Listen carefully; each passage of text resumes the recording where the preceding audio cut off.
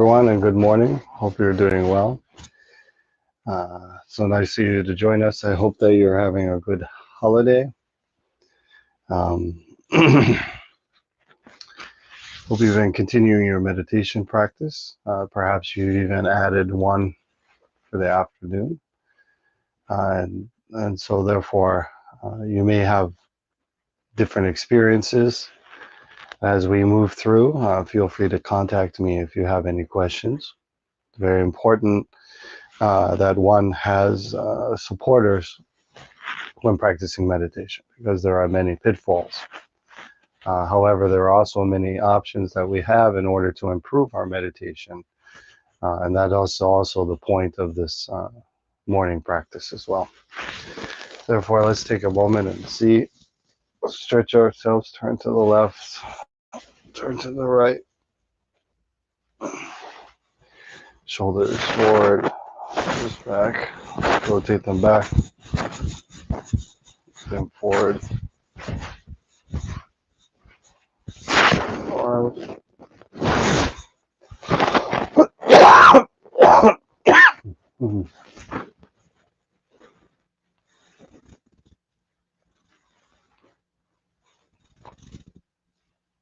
Head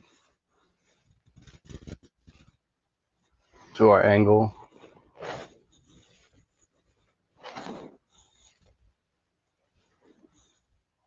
Way. I do it the full way so that we can extend the spine. Now again, with our head, let's move to the left, stretching our neck. Letting the weight of the head move.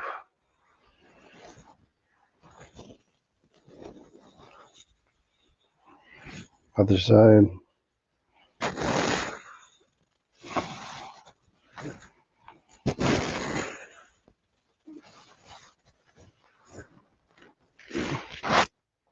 Excellent. As we sit, let's just take a moment and check in with ourselves. Now, it's very important that when we talk about mindfulness, the exact word mindfulness, that is a state, people think that when we sit in meditation, our goal is to attain mindfulness, but mindfulness is just an aspect of meditation, because actually the goal of meditation is to stop the turnings of the mind, chitta vritti, nirodha. That means to silence or cool or keep calm the mental images, the mental movements of the mind. So therefore, we're not filling the mind with anything. So in the idea of mindfulness, that means during the day, when we're aware, our mind is aware. So therefore, we're using our mind properly. But our mind, as we see in meditation, is just another object. And how we use it properly, we try to improve it, and it improves through our practice to become what's called mindfulness. But mindfulness and meditation are a little different, because actually in meditation, we're not having the mind full. We're emptying the mind. We're going into Dhyana, and they called it Nirodha. Nirodhaya means like silence or calming the waves of the ocean, right? So therefore, we're calming the mind, the movements, the chitta vritti. Chitta is a mind. Vritti is the kind of circular movements or movements of the mind. There are many very specific examples of that, which we can go into later. So when we check in at the beginning, we're being aware. Okay, so awareness and mindfulness, yeah, they have some connection there. But again, just understand that the purpose of our meditation with Dhyana is this calming or smoothing of the waves of the mind. So we're not making the mind full or emptying it. And also what they're trying to do is in a way separate the mind and body, which are actually of matter, and the nature, our original nature, to be able to see that nature, which is the seer, the observer. Okay? And so when we sit here at the beginning, we're just checking in, we're being aware without the attachment. Because attachment is when the mind turns. It makes the chitta vritti. It makes ideas. It judges. But here we're just simply being aware of what our state is as far as, and we go through the three aspects that we're trying to calm in meditation. That is first the body. Take a overall image of the body. Do you have some stiffness? If you have some stiffness in shoulders, tighten, relax. Okay. But without judgment, just simply observing. And next, we're going to look at our breath. How is your breath? Is it erratic? Is it thin? Is it coarse? Is it regulated? And then finally, let's look at our mind. Now, when we look at our mind, the idea with the mind is the idea of sleep. Sleep is seen as a time in which there's dullness of the mind. So therefore, any spiritual practice that you may have done, that's why sleep is regulated. If you sleep too much, you'll become dull. If you don't sleep enough, you'll become very uneasy, and the mind will become wiry, they say. And so therefore, meditation will be challenged for you. So it's very important to understand what your required sleep is and to get good sleep in the sattvic state, that is the pure state. So as we practice meditation, we'll notice that our sleep will also become better. So therefore, your mind and everything maybe become calmer, stiller, which is actually this goal of stilling the mind, to be able to reveal the seer, or the object of what is observing or experiencing your life. That is the goal. In yoga, some schools call it purusha, which is not in the same aspect of soul, but as some aspect of the divine. In Buddhism, some schools of Buddhism, they use the concept of emptiness. Okay, but again, these concepts, the Buddha and even Patanjali are not so interested in, because of these schools. They've debated over 1,500 years concerning this between the Nyaya, which is a school of Hinduism, and Buddhism. Debate this idea of what is this aspect. But the true method of understanding that is the most essential part. Okay, so therefore we sit, we prepare our bodies, and as we're sitting now, this is asana. Asana means sit or seat. So therefore, with our body, as we prepare ourselves, we prepare our body, our base, with our knees touching our backside. Okay, and then the next would be the pranayama, which is the regulating of breath. So with our pranayama, what we're going to do is we're going to now do 3 purifying breaths. And one of the most essential parts, there's 3 aspects to pranayama. One is the inhalation, one is the regulation, the holding, and one is the exhalation. Okay, the holding is where the mind has stillness. So therefore, in all pranayama, or breathing, energetic breathing practices, in which we allow the body to energize itself, allow the pathways to become clear. That's another reason for this purification. So we purify our body through asana, we purify our breath through pranayama, and then we purify our mind through stillness, right? So as we breathe in, let us breathe in through our nose for the count of 3, hold for the count of 5, and exhale from every corner of our body at count of 7. Let us do this 3 times, breathing in through the nose and exhale through the mouth. Okay, let us begin. Breathe in, hold, and exhale.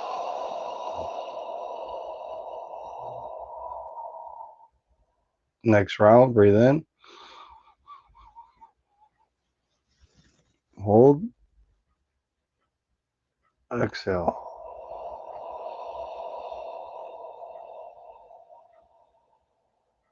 Last round, breathe in,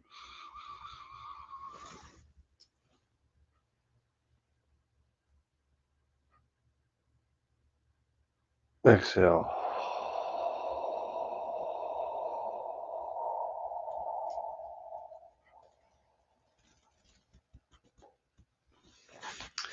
And what this pranayama is doing is energizing certain aspects of our body. They call them meridians or nadi. And there's ancient systems, as we see both in the Chinese and the yogic Indian systems, the Ayurveda. You can see all of these nadis all over the body, that all of this energy is moving around, etc. So we want everything to start flowing smoothly. Okay. Now, as we do that, let us enter into stilling of the mind, to dhyana. So therefore, let us prepare our posture. We put our hands in Hokai Join, put it close to our body, close our eyes, tuck in our chin, closing our teeth just with our tongue at the roof of our mouth, our eyes closing just enough to keep the light out. And with the sound of the bell, let us enter into stillness.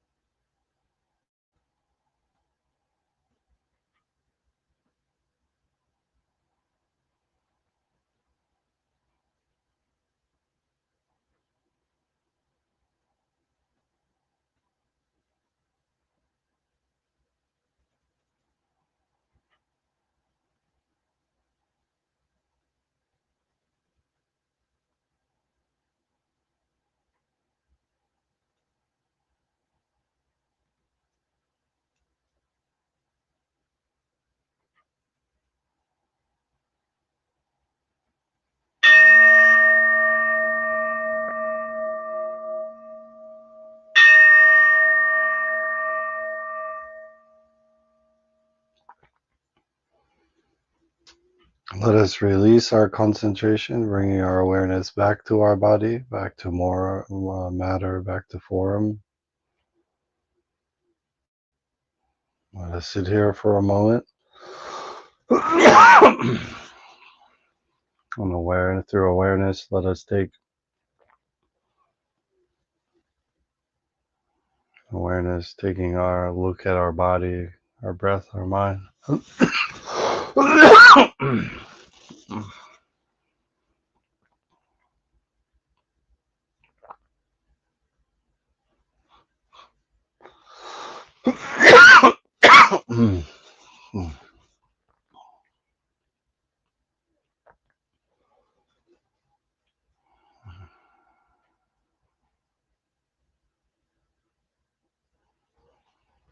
After we've observed that, let us again bring our attention back to our body more. Let's move our fingers, our toes, our body. Right, gently swaying, rubbing our hands together. Deep over our eyes. Massaging our face.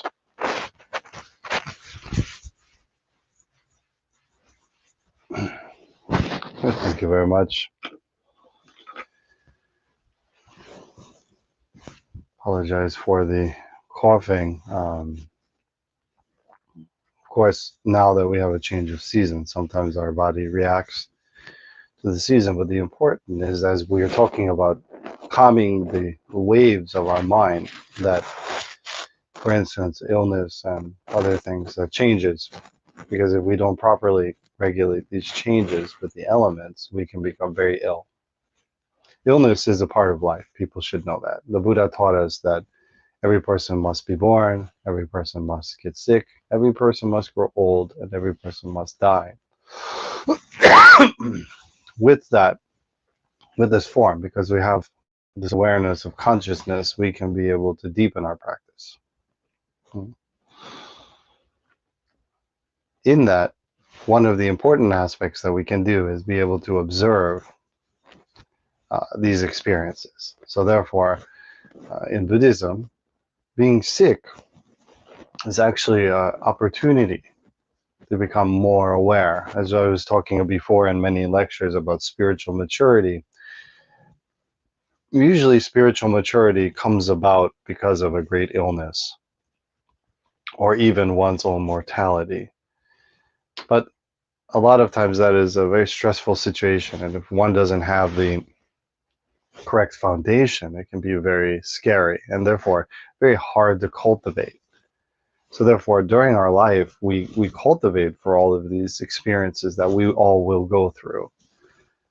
And that is through the awareness, the dhyana, and entering into samadhi, equanimity, that we can be able to have these experiences, gain what there is to become aware of, to change. That is a kind of karma yoga, being able to make action, to properly change, to regulate, and also to see what life is here to show us, such as who we are, what is our authentic self, as we were talking about before, the seer. That's very important.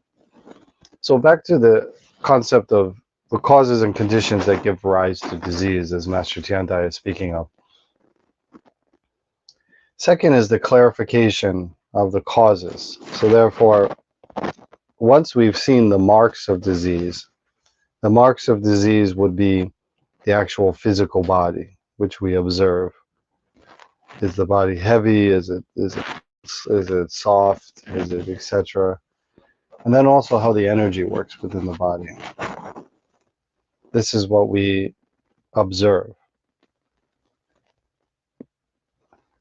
Then, as we saw, we look at the experience. This goes through the Four Noble Truths, the second being the cause. The clarification of the causes and conditions that give rise to disease. There are 6 categories. Disease caused by an imbalance of the 4 elements. As we spoke of before, the 4 elements are always trying to overtake each other. Second, the disease caused by intemperance in drinking and eating. We talked about the regulation of those aspects. Third is disease caused by unregulated sitting and meditation.